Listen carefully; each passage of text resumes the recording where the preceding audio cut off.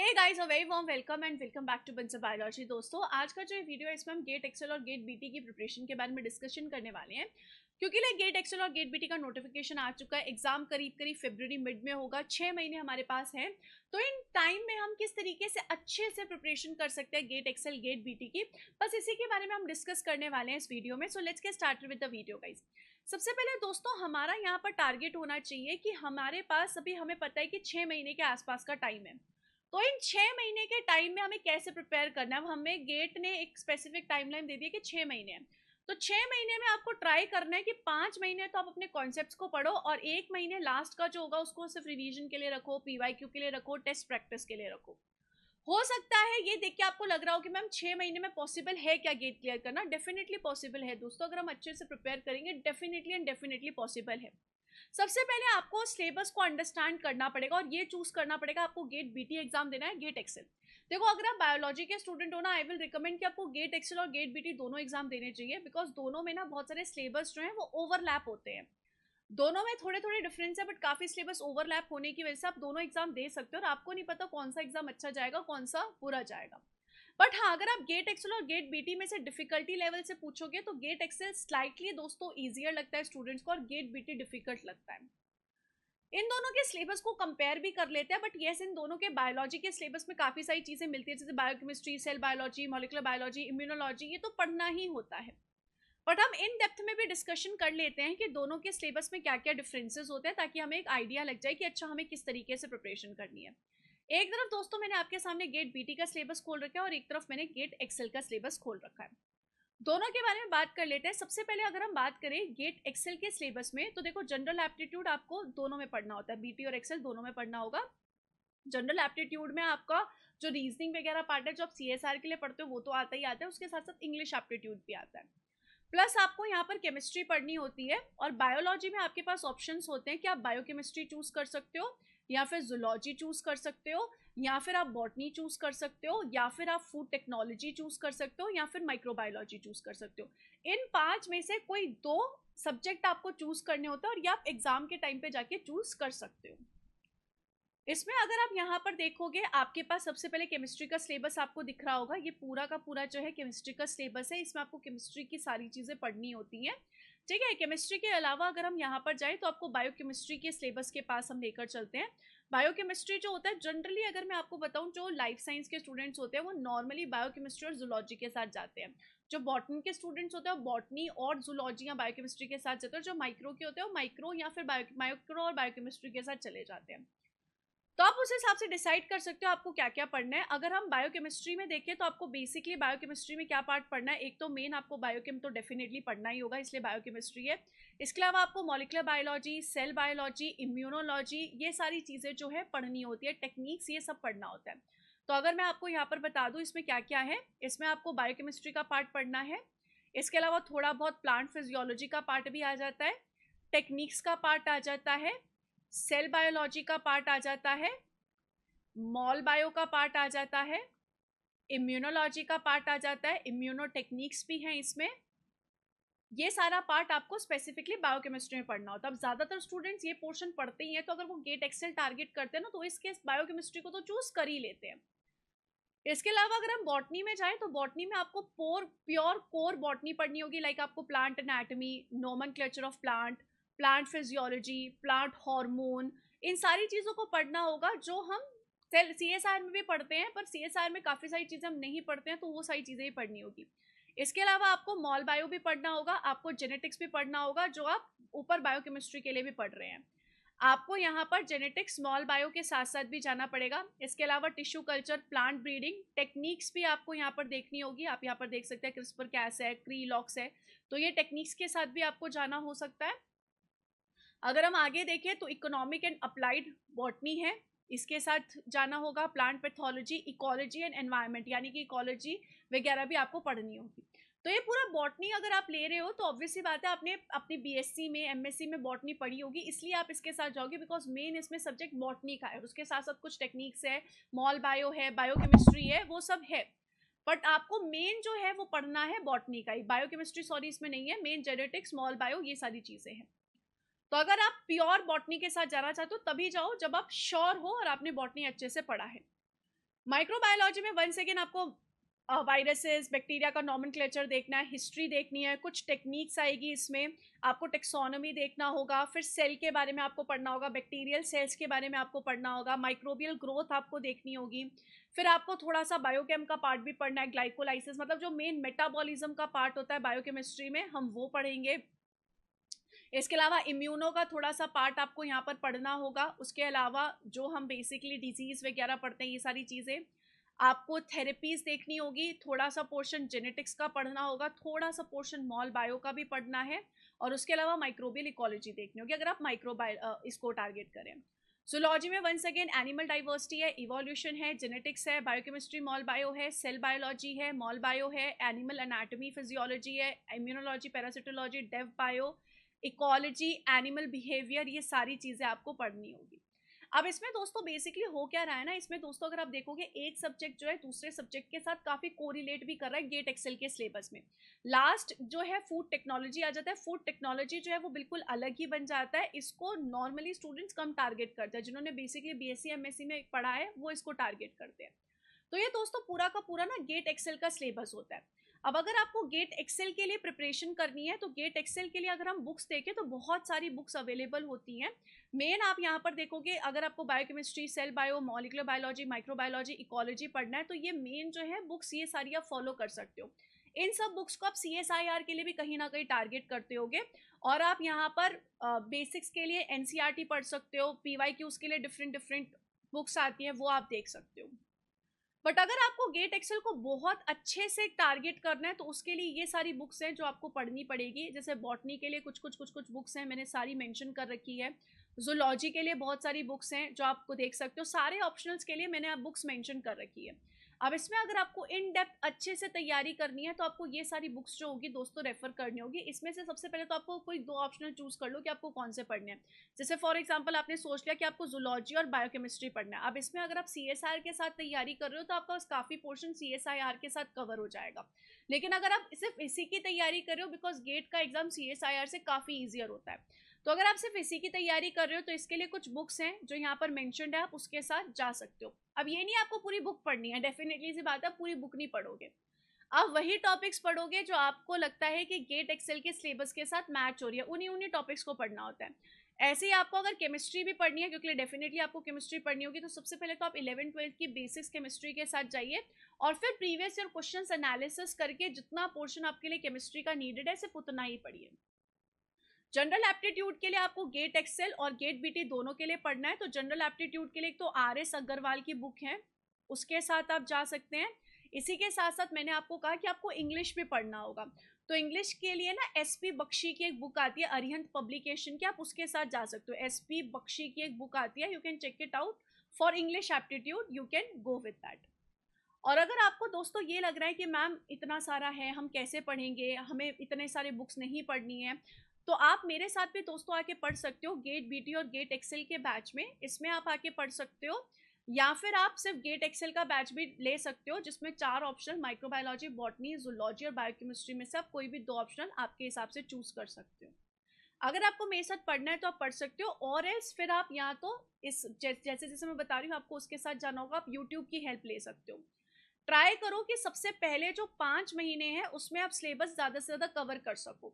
At least जो आपके 2 optional हैं वो कवर कर लो अच्छे से, और केमिस्ट्री और जनरल एप्टीट्यूड का जितना पोर्शन आपसे खुद से हो पाता है उतना आप कर लो, वो बहुत ज़्यादा इंपॉर्टेंट है दोस्तों।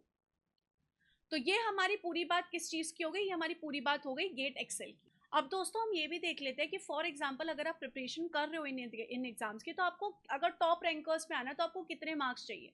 जैसे कि आप देख सकते हो मैंने ऊपर जो लगाया वो गेट बीटी के स्टूडेंट का लगाया रिजल्ट, और नीचे गेट एक्सेल के स्टूडेंट का रिजल्ट लगाया। ये बंसल बायोलॉजी के स्टूडेंट का रिजल्ट है दोस्तों इस बार का। तो आप देख सकते हो गेट बीटी में AIR 10 आई थी, कितने मार्क्स पे, 55.67 पे। मैंने आपको कहा था गेट बीटी जो एग्जाम है वो टफर होता है, तो उसमें कम मार्क्स लेकर आए तभी भी AIR 10 आ जाती है। और अगर आपको गेट एक्सेल में AIR 2 के आसपास चाहिए तो उसके लिए रैंक करीब करीब चाहिए होती है 76.67।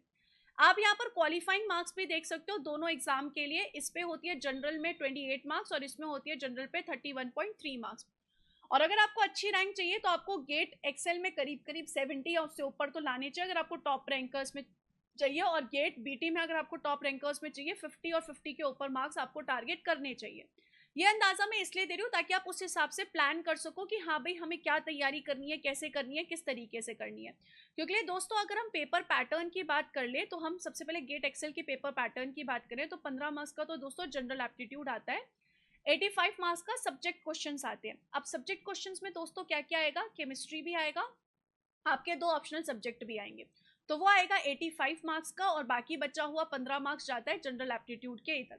तो आप इस तरीके से यहाँ पर ये देख भी सकते हो। अगर हम गेट एक्सेल की थोड़ी सी और बात कर लें, डिटेल में बात कर लें, तो यहाँ पर ये रहा गेट एक्सेल, जिसमें से 15 मार्क्स आता है जनरल एप्टीट्यूड का, 25 मार्क्स का आता है केमिस्ट्री, और 30-30 मार्क्स के 2 सेक्शंस जो भी आप बायोलॉजी के चूज करते हैं वो 2 सेक्शंस गेट एक्सेल में आएंगे। तो इस तरीके से ये पूरा का पूरा रहता है गेट एक्सेल का। अब गेट एक्सेल से हम एक बार चलते हैं दोस्तों गेट बीटी की तरफ। अगर आप गेट बीटी के लिए प्रिपेयर कर रहे हो तो उस कंडीशन में आपको किस तरीके से जाना होगा। गेट बीटी में आपको क्या करना होता है, जनरल एप्टीट्यूड पढ़ना होता है, प्लस आपको इंजीनियरिंग मैथमेटिक्स पढ़नी होती है, प्लस आपको बायोलॉजी पढ़नी होती है। अब इस कंडीशन में जनरल एप्टीट्यूड तो सेम है जैसे गेट एक्सेल में होता है, वही इसमें भी जनरल एप्टीट्यूड होगा, वही इंग्लिश एप्टीट्यूड होता है, वही रीजनिंग वगैरह होती है। इंजीनियरिंग मैथमेटिक्स में आपको proper algebra, calculus, probability, numerical methods, ये सब आपको पढ़ना होता है। नेक्स्ट जनरल बायोलॉजी में अगर हम देखें, बायोकेमिस्ट्री आपको पढ़ना है, गेट एक्सेल के साथ ओवरलैप कर रहा है। माइक्रोबायोलॉजी आपको पढ़ना है, गेट एक्सेल माइक्रोबायोलॉजी के साथ ओवरलैप कर रहा है। इम्यूनोलॉजी आपको पढ़ना है जो कि काफी हद तक गेट एक्सेल से ओवरलैप कर रहा है। जेनेटिक्स पढ़ना है, इवोल्यूशन पढ़ना है, जेनेटिक्स भी सेम ओवरलैप कर रहा है। सेल बायोलॉजी ओवरलैप कर रहा है, माइक्रोबायोलॉजी ओवरलैप कर रहा है। इसके अलावा इसमें नई चीजें आती है जैसे कि आपको यहाँ पर बायो प्रोसेसिंग पढ़ना पड़ता है, बायो इन्फॉर्मेटिक्स पढ़ना होता है, बायो प्रोसेसिंग बायो इन्फॉर्मेटिक्स पढ़ना होता है, टिश्यू कल्चर पढ़ना होता है, माइक्रोबियल कल्चर पढ़ना होता है, आरडीटी पढ़ना है, टेक्निक्स है वो तो सेम आप टेक्निक्स उसमें भी पढ़ते हो इसमें भी पढ़ोगे, और इसमें आपको बायो इन्फॉर्मेटिक्स पढ़ना होता है। तो इसमें आपको एक्स्ट्रा चीजें क्या क्या पढ़नी पड़ती है जो सिर्फ आपको इसमें भी पढ़नी है, बायो इन्फॉर्मेटिक्स, आपको आरडीटी इसमें एक्स्ट्रा पढ़नी पड़ती है, टिश्यू कल्चर इसमें आपको एक्स्ट्रा करना पड़ता है, बायो प्रोसेसिंग इसमें आपको एक्स्ट्रा करना पड़ता है, bio processing and bio energetics आपको इसमें काफी डेप्थ में पढ़ना पड़ता है। ये चीजें थोड़ी अलग हो जाती हैं, बाकी सारी चीजें काफी ओवरलैप करती है, इसलिए मैंने आपको कहा था कि गेट बीटी थोड़े से लोग प्रेफर नहीं करते, बिकॉज मैथमेटिक्स आ गई, बायो इन्फॉर्मेटिक्स आ गया, बायो प्रोसेसिंग आ गया, काफी सारी नई चीजें आती हैं। बट अगर आप डीबीटी एग्जाम टारगेट करते हो तो डीबीटी और गेट बीटी में फिर आपको फायदा हो जाता है, बिकॉज डीबीटी और गेट बीटी दोनों में ही आपको ये बायो इन्फॉर्मेटिक्स वगैरह सब पढ़नी पड़ती है। इसी वजह से गेट बीटी की जो टारगेट होता है और जो कट ऑफ होता है वो कम जाता है। अब मैं यहाँ पर आपको बता दूं कि आपको अब किस तरीके से कौन कौन सी बुक्स आप इसके लिए रेफर कर सकते हो। तो गेट बीटी की भी बुक्स यहाँ पर मैंने आपको लिख दी है। इंजीनियरिंग मैथमेटिक्स के लिए आप चेक कर सकते हो, बायोकेमिस्ट्री के लिए तो सेम वही, सेल बायोलॉजी मॉल बायो के लिए, जेनेटिक्स के लिए सेल बायो मॉल बायो के लिए आप काप ले सकते हो, एल्बर्ट ले सकते हो, विल्सन ले सकते हो, ये सारी बुक्स जो है वो आप रेफर कर सकते हो। माइक्रोबायोलॉजी के लिए आप रेफर कर सकते हो, प्रेस्कॉट रेफर कर सकते हो। इम्यूनोलॉजी के लिए तो Kuby is the best book, आप क्यूबी रेफर कर सकते हो। बुक टाइटल जो होगा आप क्यूबी रेफर करोगे वो बेस्ट बुक रह सकती है, क्यूबी आप कर सकते हो। बायो प्रोसेस इंजीनियरिंग के लिए bio process engineering principle book है वो आप कर सकते हो। टिश्यू कल्चर के लिए आप यहाँ पर प्लांट बायोटेक्नोलॉजी ऑथर के नाम मेंशन्ड है। आरडीटी के लिए आप ये स्पेसिफिक बुक्स रेफर कर सकते हो, बायोस्टैटिक्स के लिए ये स्पेसिफिक बुक, और बायो इन्फॉर्मेटिक्स के लिए आप ये बुक्स रेफर कर सकते हो। अब ये सारी बुक्स जो हैं ये सारी बुक्स आप रेफर कर सकते हो। वंस अगेन इसमें आपको सब कुछ नहीं पढ़ना, आपके सिलेबस में जितना पार्ट है उतना ही आपको पढ़ना है। वंस अगेन दोस्तों, अब इतना लगे कि 6 महीने में ये सब करना मुश्किल है तो आप बंसल बायोलॉजी के बैच के साथ जुड़ सकते हो। अगर आपको दोनों एग्जाम की तैयारी करनी है आप दोनों एग्जाम के साथ जुड़ सकते हो। अगर आपको किसी एक एग्जाम की तैयारी करनी है तो आप किसी एक एग्जाम के साथ भी जुड़ सकते हो। आपको टारगेट क्या करना है, आपको मिनिमम ये टारगेट करना है कि गेट एक्सेल में आपके मिनिमम टू मिनिमम +70 मार्क्स आने चाहिए अगर आपको टॉपर्स में आना है, और गेट बीटी में आपको मिनिमम टू मिनिमम +50 तो आनी चाहिए अगर आपको टॉपर्स में आना है। आपके इतने मार्क्स तो आपको टारगेट करने चाहिए, आपको उस हिसाब से क्लैरिटी होनी चाहिए दिमाग में अगर आपको टॉपर्स रैंक पे आना है। ऐसा नहीं है कि इसके कम मार्क्स आएंगे तो आपका सिलेक्शन नहीं होगा। आप देख सकते हो गेट बीटी में तो बहुत कम मार्क्स पे भी आपका सिलेक्शन हो सकता है। इसलिए मैं कहती हूँ कि आपको दोनों एग्जाम्स को जरूर टारगेट करना चाहिए, कोई एग्जाम आपको छोड़ना नहीं चाहिए। अब इन दोनों ही कंडीशन में आप बायोलॉजी के मेजर पोर्शंस को तो बहुत अच्छा स्ट्रॉन्ग कर ही सकते हो। अगर आप सीएसआर की तैयारी करो तो उसके साथ स्ट्रॉन्ग हो जाएगा, अगर सिर्फ इसकी तैयारी करो तो बायोलॉजी को काफ़ी स्ट्रॉन्ग करो। इसके अलावा ट्राई करो जनरल एप्टीट्यूड को काफ़ी अच्छा करने का, ये दोनों चीज़ें काफ़ी हद तक ओवरलैप करती है। और केमिस्ट्री और इंजीनियरिंग मैथमेटिक्स में से आप देखो कि कौन सा एक एग्जाम है जिसको आप ज़्यादा टारगेट करना चाहते हो। अगर आपका मन है आपको गेट एक्सेल ज़्यादा टारगेट करना है तो केमिस्ट्री को बहुत अच्छे से करो। अगर आपका टारगेट है कि आपको गेट बीटी को ज़्यादा अच्छे से टारगेट करना है तो मैथमेटिक्स को करो। दोनों को अच्छे से टारगेट करना है तो उसके लिए आपको उस हिसाब से टाइम निकालना पड़ेगा कि मुझे दोनों को टारगेट करना है। और बायोलॉजी काफी हद तक ओवरलैप है, तो सबसे पहले ना उन टॉपिक्स को कवर करो जो ओवरलैप हो रहे हैं, फिर बाद में जो इनके स्पेसिफिक टॉपिक्स हैं वो टारगेट करना। सबसे पहले जो ओवरलैप है वो टारगेट करो। गेट एक्सेल में भी आप ये देखो कि कौन से ऐसे दो ऑप्शनल हैं जिसमें ज्यादातर चीजें ओवरलैप हो रही है, उन दो ऑप्शंस को ट्राई करो उनके साथ जाने की। उसके अलावा या फिर ये देखो कि आपने एमएससी में किसको कवर कर रखा है उसके साथ जाओ। जैसे बायोकेमिस्ट्री जो है वो तो आप कर ही लो, क्योंकि गेट बीटी में भी बायोकेमिस्ट्री आना ही है अगर आप गेट बीटी दे रहे हो। गेट एक्सेल में भी कितने सारे ऑप्शन में बायोकेमिस्ट्री पढ़ना ही होता है, बायोकेमिस्ट्री बेस है तो आप उसके साथ जा ही सकते हो। उसके साथ आपको जो भी ऑप्शन लगे, अगर आप बॉटनी से हो तो बॉटनी चूज करो, जूलॉजी से हो जूलॉजी चूज करो, माइक्रोबायोलॉजी से हो माइक्रोबायोलॉजी चूज करो। बट आई वुड रिकमेंड कि दोनों के साथ आप जाइए। और अगर आपको ये लग रहा है कि मैम इतनी सारी बुक्स हैं, इतना सब कुछ हम कैसे टारगेट करें, कोई बुक नहीं है, तो एज सच कोई बुक नहीं अवेलेबल होती दोस्तों मार्केट में। अगर आपको ज्वाइन करना है तो आप मेरे साथ पढ़ सकते हो, इसमें आपको सब कुछ मिलेंगे, इसमें आपको प्रीवियस ईयर क्वेश्चंस भी मिलेंगे, टेस्ट सीरीज भी मिलेगी, आपको each and everything will be available to you guys. अब यहाँ पर अगर आप कहीं पे भी ज्वाइन करते हो या खुद से भी पढ़ते हो तो सिर्फ किसी यूट्यूब लेक्चर को मत देखो, या मेरे से पढ़ रहे हो तो सिर्फ उन लेक्चर्स को ही मत देखो, प्रॉपर अपने नोट्स मेंटेन करो, उस टॉपिक के क्वेश्चन प्रैक्टिस करो और उसको रिवाइज करो। ट्राई करो जो भी आज पढ़ रहे हो उसको कल रिवाइज करो। मेरे साथ पढ़ रहे हो तो लाइव क्लास में आपको डाउट का ऑप्शन आता है, आप मेरे साथ आके लाइव क्लास में अपने डाउट्स भी पूछ सकते हो, ठीक है। पीवाईक्यू की क्वेश्चन प्रैक्टिस करो। अगर मैं मेरे से पढ़ रहे हो तो मैं तो आपको हर क्लास में पीवाईक्यू प्रैक्टिस कराती हूँ। खुद से भी पढ़ रहे हो तो कोशिश करो कि पीवाईक्यू की प्रैक्टिस करते चलो। कॉन्सेप्ट क्लैरिटी बहुत ज़्यादा जरूरी है कि ज़्यादा से ज़्यादा आपकी कॉन्सेप्ट क्लैरिटी होनी चाहिए।